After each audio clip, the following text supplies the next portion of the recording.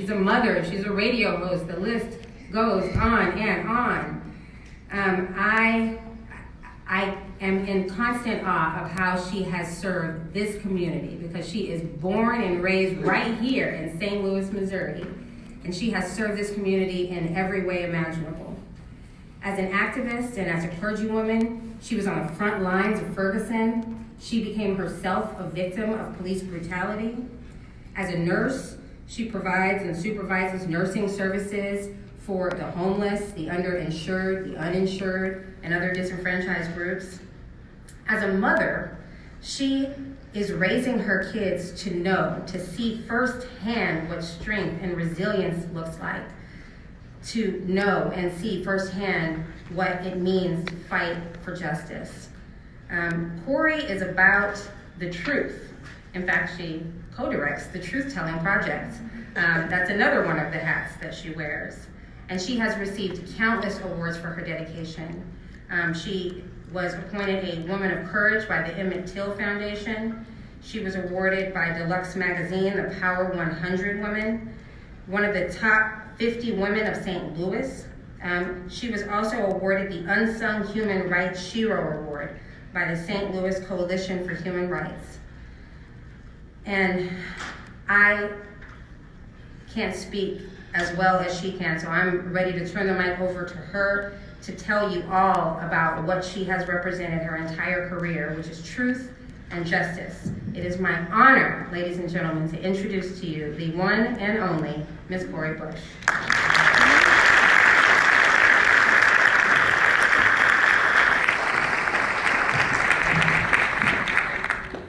Good evening. So let me first say, I don't often get nervous when I have to speak, but I'm nervous today. And the first reason why I'm nervous is because I'm standing behind the podium. Like, you'll see shortly that I don't do well behind the podium. I'm demonstrative, I'm animated, and so I'm going to try to work this. So I'm a little nervous about that because I'm all over the place. So if you get to the point where you can't hear me, just wave and let me know, because I may be over there. So first of all, the other reason is just because, this is a work that is so near and dear to my heart. And so it's so near and dear to my heart, just even thinking about speaking about this, I kept getting choked up, and I'm like, keep it together, Cori, keep it together.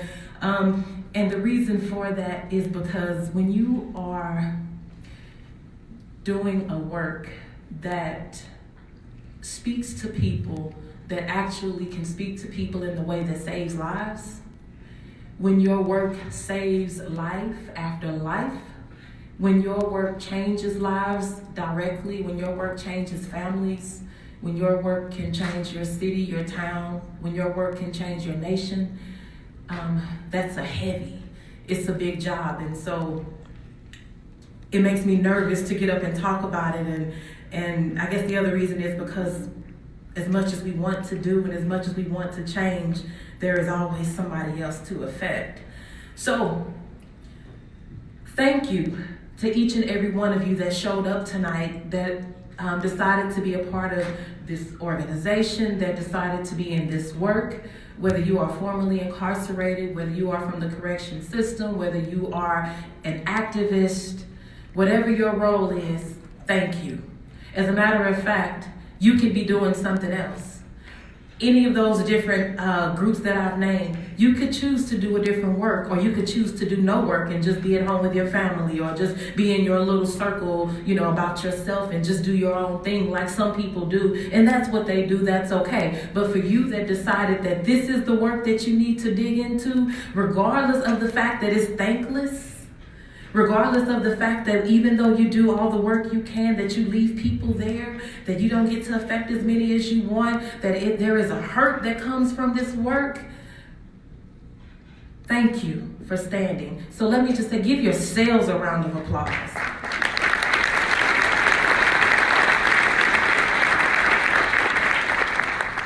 So welcome to St. Louis. So this is a subject I like to talk about, is the St. Louis part. St. Louis is a place that I love, as messed up as some things are in this town, in St. Louis City, in St. Louis County, I have to say that, when you get mad at your mother, your father, your spouse, and you're mad at them and you say all kinds of things about them, but you don't but nobody else can say anything bad about them. Like if that's not your mom or that's not your cousin or your sister, they can't say anything bad about them. Well, that's how I feel about St. Louis. So yeah, we got some jacked up stuff happening in St. Louis, but we also have some amazing things. And so, as much as I want to complain and say things about it, I feel a certain way when other people talk bad about it. This is my city. This is my town. This place is the home of the St. Louis Cardinals. It's the home that, didn't make it to the World Series. It's the home of the St. Louis Blues that actually went all the way. It's the home of a free zoo. It's a free zoo. If you want to go, it's free. It's the home of a place called City Museum, where if you go and you're an adult and you like to go through jungle gyms and all of that, if you want to go from the top of a high-rise building all the way to the ground and still be an adult and it be okay, that's the place to go. It's the home of the Arch, the St. Louis Arch, which is called the gateway to the West, and there's some issues about that. But anyway, it's the St. Louis Arch, and it's the home. We have a botanical garden here, and we have great barbecue. Let me just say, I'm a barbecue soul food chick. And this is a place where you can get it. St. Louis has some amazing food. If you're a vegan, this is a great place for vegan and vegetarians. Let me say, just look it up. This is a place where we have a park called Forest Park that is 450 acres larger than Central Park in New York City, let me just say. We are home to nearly 3 million people, 300,000 in the city limits, and the largest, most populous city in Missouri, founded by Pierre Laclede and Auguste Chouteau in 1764, which we have streets named after them. St. Louis became part of the United States in 1803 with the Louisiana Purchase, and we joined the Union as a slave state. We joined the Union as a slave state, even though the other territories, the other land with the Louisiana Purchase didn't, but Missouri did. Missouri is home to where the Dred Scott case was heard. And let me just say, when you came to this particular place, there was a courthouse that you passed to be able to get here. That is the courthouse where it was heard. And I'm pointing that way because that's exactly where it sits. That is the place where the U.S. Supreme Court ruled that Dred Scott, who lived in a free state, who lived in a free territory, couldn't have his freedom because as an African American, he could not be a citizen. He was not and could not ever become a U.S. citizen. There was this, so even right there at that location, as beautiful as it is, if you go up there and look at it, people go and they take pictures, it's beautiful, as beautiful as it's supposed to be, it was also the place where slaves were auctioned. If you walk a little bit further down the street and around the corner, those streets are where slaves were auctioned. Those streets also ended up being areas where we protested, but I'll come back to that. There was a great divorce in 1876 that split St. Louis City and St. Louis County. And that great divorce, I believe, is the reason why we have some of the issues we have today. And if you came here to hear some great things about St. Louis and how wonderful St. Louis is, then I'm sorry I wasn't the person to come and speak. Because I want to tell you the real about St. Louis, because it's real people dealing with real issues that have real hurt that's not being addressed because of what is happening. And we put Band-Aids on stuff and we want to be politically correct and we don't want to hurt feelings and we want people to just smile and go on. But there are people that are being left behind, that are hurting, that are bleeding in our communities, and we're not doing anything about it because we care about somebody's feelings. Well, what about the feelings of the people that are living this out? So let's talk about it.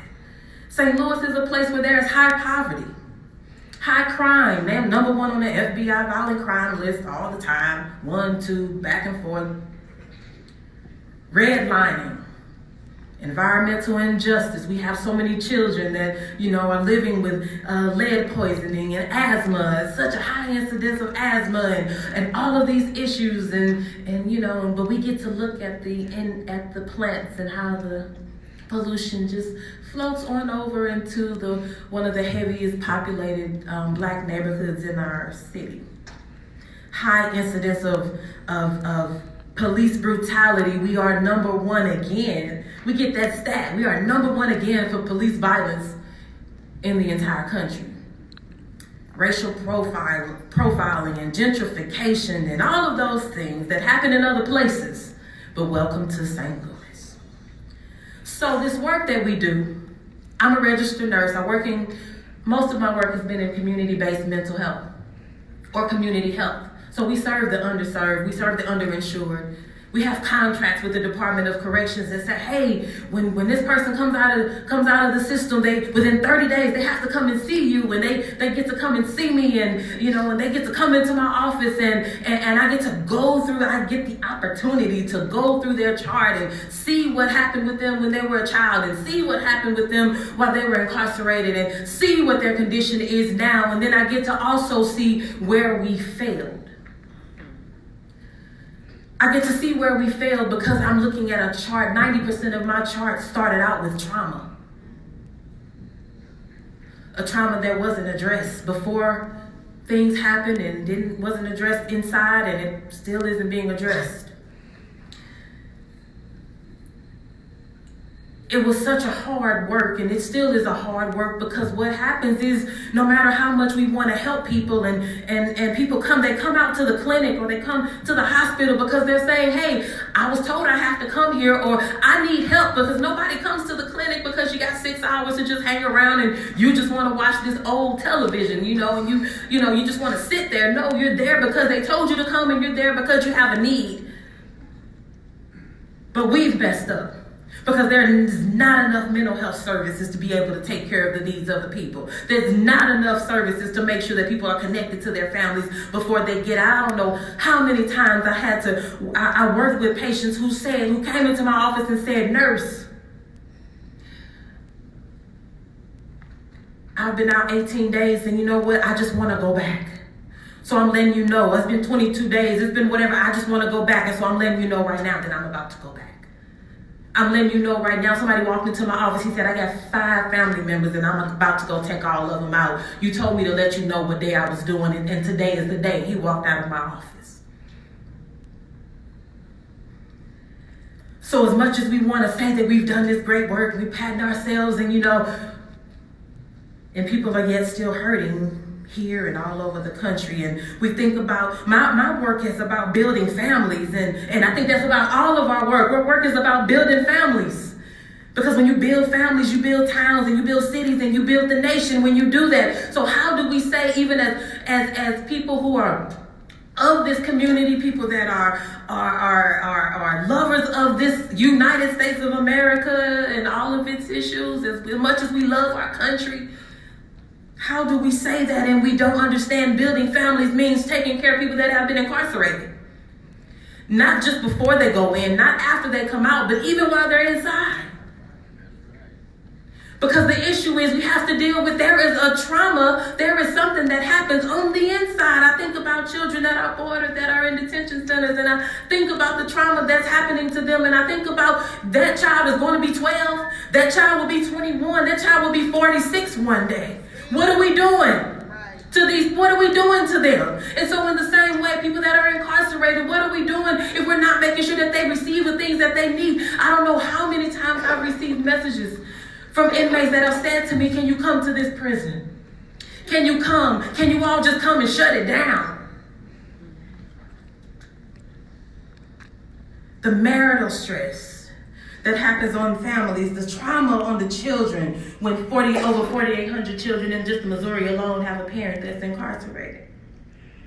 But then we tell our children to do well in school. We tell our children to, why won't they act right? Why won't they? Teachers are putting them out, and parts of St. Louis gets to be a place where, we have this high suspension rate. Like at one time, it was number 1 in the country for our kindergartners. And when I think about the work in Ferguson, so Michael Brown was murdered August 9th, 2014. Michael Brown was murdered, and I just remember what people were saying about him. oh, he's this thug and he's this and that, and regardless of what he was or what he wasn't. And actually, it turns out he was not any type of anything. He was just a person. I think about how people had their mouths on this 18-year-old baby that his body laid on the ground in the hot St. Louis 100-degree sun for 4.5 hours with people walking around and little children walking around, and his mother couldn't touch him. She got to see him laying on this ground and she couldn't do anything. His dad couldn't do anything. All they could do was listen to what people said about their child days after. I think about how so many of us could have been in that same position. So many of us, while we put our mouths on Mike Brown, while we put our mouths on Eric Gardner, Sandra Bland, so many others, we put our mouths on them and say, well, they could have done, they should have done, they should have complied, all of these things. But for me, I remember a day when I made some decisions that I probably wouldn't make now. At 18, I made some decisions. At 18, 19, 16, 22, I made some decisions that now at 43, I wouldn't make. I'm 43. That I wouldn't make. So why is he villainized? Why are people villainized for decisions that they made that each and every one of us could have easily made? Let me say, if you've never been hungry, I know what it's like to be hungry, and I know what that pain is like. And let me say, when I would give food to my kids and not eat myself day after day, there is a pain that comes with that. And there is a pain that comes with not knowing, not only am I not eating today, but I know that I don't even know how I'm going to eat next week. There were some thoughts that went through my mind to do some things I would have never thought I'd do. And you may say, well, the only thing I've ever done is went to the grocery store and ate a few grapes.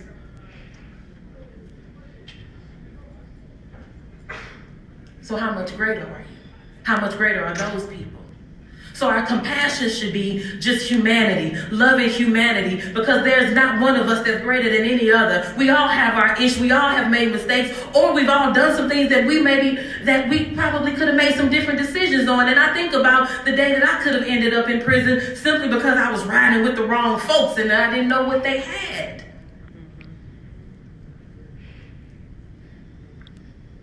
As a pastor, people say, well, how do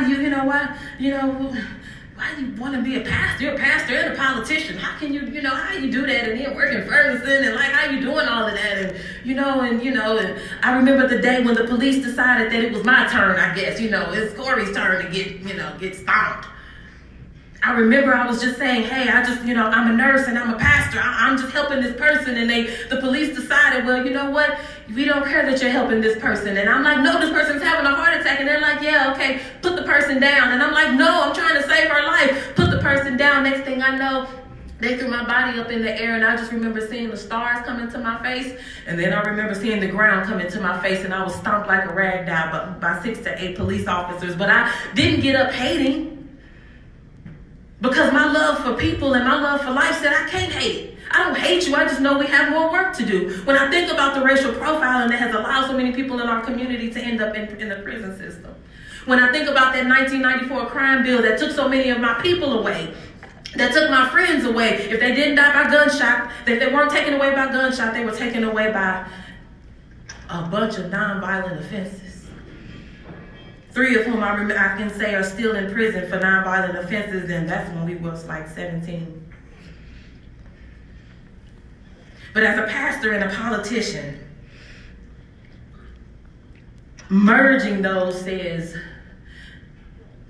that our work should be, if I love you, if I love humanity, I care about whether you eat.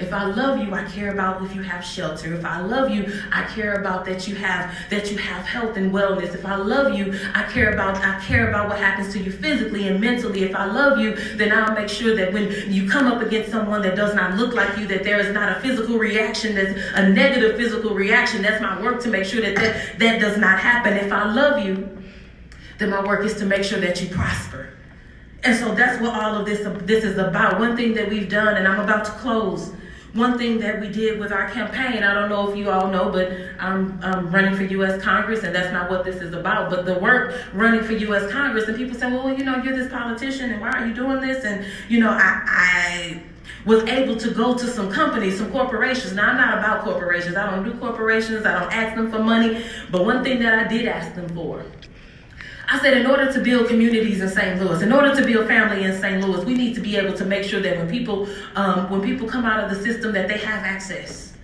And so not just access to healthcare, but that they also have access to some money. And so what does that look like? That means we go around and we say, oh, we need more jobs. Everybody all around the country, oh, we need more jobs, we need more jobs. The St. Louis companies saying, you know what, we don't need more jobs. We have plenty of jobs available. We just don't have people qualified for the jobs. We have special certifications and nobody has these certifications. So we have 70 open positions at this corporation, 30 at this one, 60. And so we said, well, you know what? I tell you what. If you will hire people that have been incarcerated, regardless of what they were incarcerated for, if you will hire them, if you will tell us what that certification is, we will put together our own training for your certification. We will run it, and then you allow them, once they reach that goal and get that certification, then you hire them. We had several companies that said absolutely. The problem was I didn't win. But we're going back again to do that because that's the work that we have to complete. Connecting talent to opportunity is our work. Leaving people in the state that they're all saying we're building. How do you build when you're dividing? We're dividing people by not saying that you deserve more, that you deserve a quality of life. So no more dividing people. This is our work. And that's why I started with thank you for your work. Thank you for every single day that you cared about somebody that was not you. Because actually that's what this work is. Whether you're formerly incarcerated, whether you're an activist, whatever your position is, whatever you do, this says that you care about somebody that is not yourself. Whether you were there or not, you're saying that, you know what, today I'm not there. Regardless of what yesterday is, I could go home and be doing something else, but I chose to give my soul over to make sure other people don't walk through the things that I did. You chose to make sure that there is a quality of life for people. You chose to love people. And two things, there's a group of people that say that I'm doing this work. It kind of, I'm doing this work because I've been there and I don't want people to go through the same thing I went through. And then there's another group of people that say I never went through those things, but I feel compelled to help people. I feel compelled. That's one thing I saw in Ferguson was people that were not directly affected were the ones that were out there helping those that were. I will never forget. I'm a preacher, so we close 2 or 3 times. I'm about to close. I'll never forget being out in Ferguson and a police officer picked up the baton and was about to hit this young black boy across his head. He picked it up and he was about to hit him simply because the boy was yelling out, calling the police all kinds of names. But it was just words. He didn't touch him. The officer picked it up and was about to hit him, and this white woman came and she grabbed that baton and she said, "No, you won't." And the police officer backed down. She's somebody who was least affected, but she was somebody that stood up. So for the people that are not necessarily the ones that have been directly affected, thank you. So for all of you, this work is about all of us. We are all part of grassroots movement. This is a national work that we have to take care of. When we look at other countries and they get to say, what's wrong with the United States because of we don't have those problems here. It's about us changing them. We can't look at what politician is in the seat. If they're not doing the work, we need to change them out. We need to make sure our people are making sure our people know that they can vote and get some change happening in this country. Look in your communities and see who it is that's actually speaking to this work, that's actually doing the work. Forget just checking boxes and clicking the name simply because you know it. Let's educate ourselves and make sure we're getting the right people in office that will help change this system. Welcome to St. Louis, and let's get this work done. I want you to also remember that each and every one of you is a change agent. So if you didn't realize it before, you are changed. Each and every one of you is influential in your areas. So when you walk outside this door, just remember, whatever you were doing before that, thank you. But you know what? Let's take it to the next level. You got to take it to the next level because each and every one of you is saving lives. Say, I'm saving lives. I'm saving lives. Saving lives. You must don't believe it, but I'm telling you, you're doing it. Let's say it again. I'm saving lives. Saving lives. People's lives are counting on me. People's lives. That was a longer one. That was longer. If you didn't know it before, you know it now. The point of that thing is to get it down in your spirit so that when you walk outside of these doors, you understand the weight of what is on you. Because let me say this, it's thousands of people that could be in here right now that aren't. You decided to stand up. You decided to grab a hold of that mantle. So you take that mantle and you will be fired for somebody else. This is your work. Get what you need this weekend. Get this fire, take it out, and go let's save our communities. Thank you, and welcome to St. Louis.